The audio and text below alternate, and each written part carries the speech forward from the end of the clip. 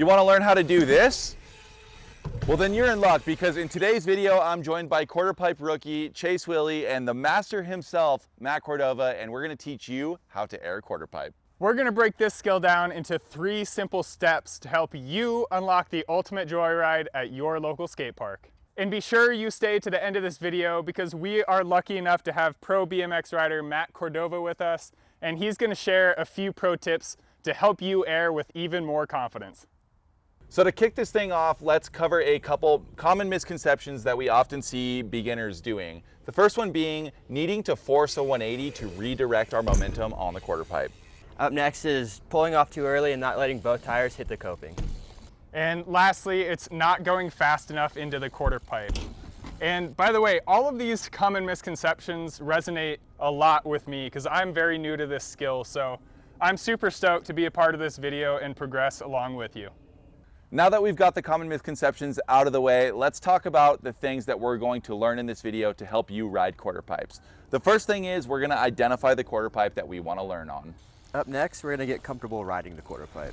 And then we're going to work towards bumping our tires off of the coping and practicing. Now, first things first, we need to start by identifying the quarter pipe that we want to learn on. Now, if you're completely brand new to this skill, we recommend starting with a 4-foot quarter pipe and moving our way up to a 6-foot.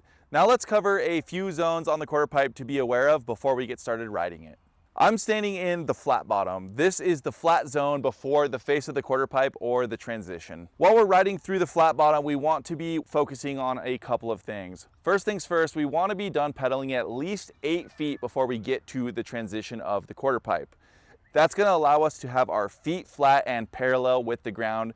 That way we can accurately pump the face of this quarter pipe.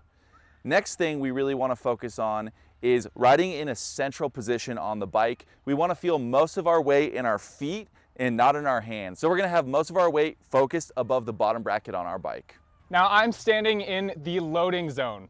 This is where you want to apply force or pump into the transition, and the key here to keep in mind is the more force you apply, the higher you go. Next up is the pop point. This is identified by the coping. This is at the top of the ramp and usually a round piece of metal. This is the zone we want our torso to be perpendicular to the ground as we begin to leave the quarter pipe. To make airing as easy as possible, we want to use both tires and cover as much of the ramp as possible, with the end goal of having both tires either bonk or make contact with the coping. And lastly, this is the deck. This is the flat zone that you're going to find at the top of the quarter pipe that's behind this round piece of metal, which is called the coping. It's going to be parallel to the flat bottom. This is a perfect area to fly out of the quarter pipe onto, or just hang out before you drop in and take your run. Speaking of, we're going to get acquainted with the quarter pipe of our choice by dropping in. Now, a good rule of thumb is if you're not comfortable dropping into the quarter pipe, you probably shouldn't try airing out of it quite yet. If you're new to dropping in, it's pretty simple. All you're going to do is approach the top of the quarter pipe at a slight angle and your pedals parallel to the ground, and you'll just roll right in. If you're advancing to taller or steeper quarter pipes, you might want to start introducing a bit of a front wheel lift just to get over the coping. You can also drop in on a bag of freshly roasted coffee thanks to today's video sponsor, Traction Coffee Roasters. Visit the link in the episode description down below to save 30% on your first order. In your world, fun is the currency of effort. Enjoy pure, all-natural fuel to keep you moving forward, no matter the task. For the doers, the fun havers, the all-around go-getters, fuel your fun with Traction Coffee.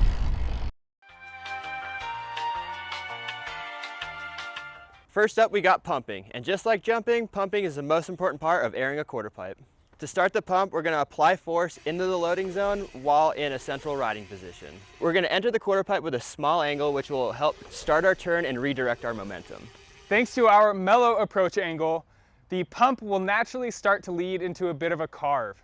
It's at the apex or the top of this carve where you will start to feel a little bit weightless. Get comfortable with this feeling, because this is right around where you're going to want to start leaving the quarter pipe to air out. Now, when you feel weightless at the top of your carve, this is where you're going to start initiating a pop or a small bunny hop. Without trying to force the bike to turn, you'll notice even when the bike is off the ground, it will continue to match the arc of that mellow approach angle, which will ultimately help you redirect your momentum and ride away from the quarter pipe. Now, as we approach the top of the quarter pipe or the pop point where the coping is located, We want our body to be in a full upright position, and our torso is essentially going to be perpendicular to the ground. Our goal is to ultimately allow both tires to ride the entire face of the quarter pipe's transition. This is going to make airing out of the quarter pipe infinitely easier, as we're letting the ramp do the bulk of the work. Okay, but how do these guys get so high above the coping? Well, the first step is identifying the correct speed. And to do this, we're just gonna do a flyout and land on the deck. This might seem a little bit counterintuitive to the air itself, but the point is judging the correct speed to take into the quarter, because if you don't have enough speed to get onto the deck, you're not gonna have enough speed to get above the coping. Now that we've identified the correct amount of speed to get up the quarter pipe and out of the coping onto the deck, we're gonna revisit the approach angle from part 1. Remember how we initiated our pop at the top of our carb when we began to feel weightless? Well, we're essentially gonna do the same thing here. However, now we're gonna try to stay on the ramp just a little bit longer and allow our front tire to make contact with the coping as we begin our pop. All right, at this point, if you're like me, you might be noticing a few things that just aren't clicking. So let's identify a few common mistakes and how to fix them. 1, your front end is too high.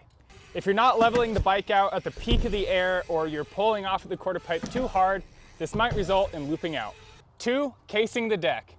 Not anchoring our bars and our laps to continue the natural radius of the quarter pipe, or not pumping hard enough into the loading zone might result in a case.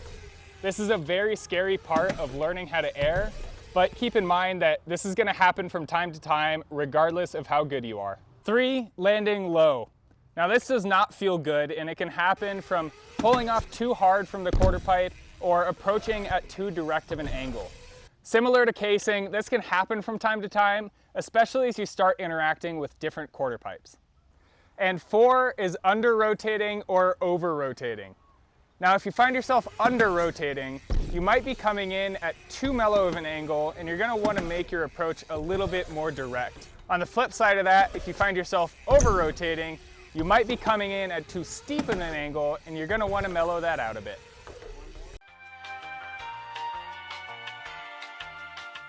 Now that we know how to pump the transition, create our arc, judge our speed, and hit our front tire off the coping, let's talk about the follow through. As we discovered in part 2, we want to allow our front tire to make contact or bump off the coping to give us the best pop possible. But it doesn't stop there. In fact, we want to commit to a complete follow through, and by that I mean we also want to focus on allowing our back tire to make contact with the coping as well. By allowing both tires to make contact with the coping at the top of the quarter pipe as we begin our pop, this becomes the most effective way to air out, and here's why. It allows us to carry along the natural transition of the quarter pipe, eliminates any unnecessary guesswork, and it also unlocks the quarter pipe's true potential. Now, although what these guys are saying is true, that doesn't mean it's not intimidating. In fact, I've been doing this for a little while now, and it still feels pretty unnatural. That being said, the closer I've gotten to consistently using the entirety of the quarter pipe, the better my airs have gotten. So hang in there, don't get discouraged. We're in this together. Now it's time to get creative. As you become more experienced with airing, you can experiment with the approach angle as you enter the quarter pipe. This can lead into different methods of airing out, like learning how to pocket air. After you identify a comfortable quarter pipe to start learning on at your local skate park, now it's time to start venturing out and trying to ride new quarter pipes, which can initially be quite frustrating. As you gain more experience riding various quarter pipes, you'll quickly be able to decipher what each one needs and begin to approach them safely and confidently. Now let's talk about some pro tips. Pro tips with the wizard. If you're trying to add more height or boost to your airs, here's a few things that we can do.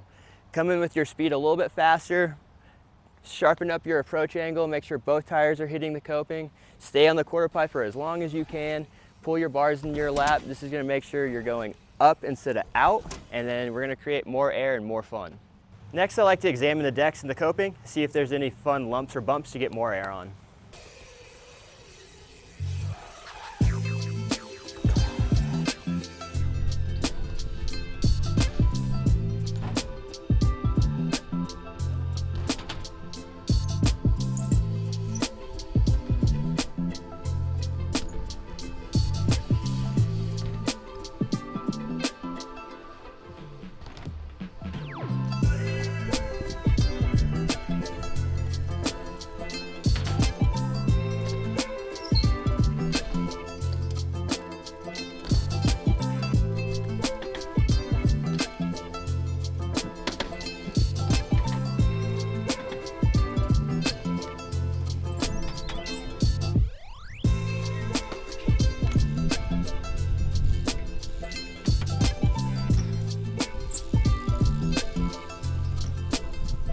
And that's that. Airing out is one of our favorite skills to exercise on two wheels, and we're beyond stoked to share that fun with you. With that being said, let us know if you have any questions related to airing out or any of the skills that go along with airing out, such as tricks. Let us know down in the comments below. If you enjoyed this video, make sure you cruise down and smash that like button so other people just like you can see it as well. If you want to see more content like this in the future, make sure you subscribe to the channel and ring that notification bell. And last but not least, we're really curious what your goal height to air out is, so let us know down in the comments below.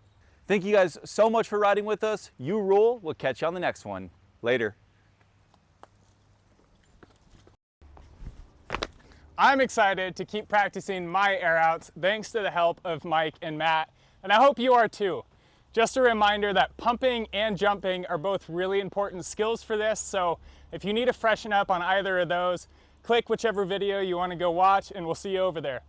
Till next time, thank you guys for being here. We'll see you on the next Joyride.